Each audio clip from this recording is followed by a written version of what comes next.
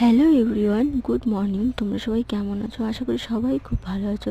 আমার ব্যাগ গোছানো দেখে তো বুঝতেই পারছো যে আজ বাড়ি যাওয়ার পালা। 7টা দিন কী করে কেটে গেল সত্যিই বুঝতে পারলাম না। খুব খুশিতে আনন্দেতে কাটালাম, কারণ এই 8 মাস পরে আমি বাড়ি এসেছি।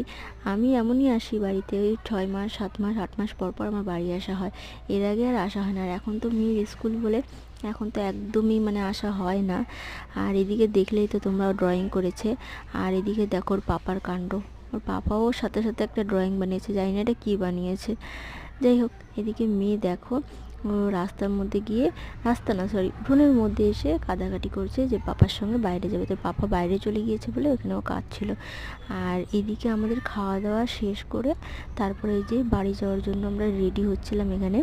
তো এই যে ওকে এখানে টিপ পরিয়ে দিচ্ছে আর একটু কাজলটা হারিয়ে গেছে। অনেকেই বলবে যে আইলাইনার পরাতে লাগে না বাচ্চাদের, বাট পরাই না ওকে আমরা। কাজলটা খুঁজে পাওয়া যাচ্ছে না বলেই তো এখানে আইলাইনার দিয়েই একটা টিপ পরানো হচ্ছে।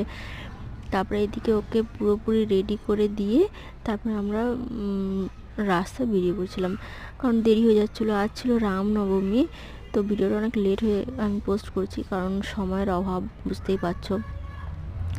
তো যাই হোক, এদিকে আমরা কিন্তু বেরিয়ে পড়বো এখন। আর রাস্তায় আমি ভিডিও করতে পারিনি, যেহেতু রামনবমী। রাস্তায় পুরো ভিড়, পুরো জাম, একদম অসহ্য ধরে গিয়েছিলাম, তো আমি ওই জন্য আর ভিডিও বানাতে পারিনি। তো এদিকে দেখছি কত আদর, কত ভালোবাসা। আজ তাহলে ভিডিওটা এতটুকুই থাক। নেক্সট ভিডিওতে আবার দেখা হবে। টাটা, বাই বাই, সবাই ভালো থেকো।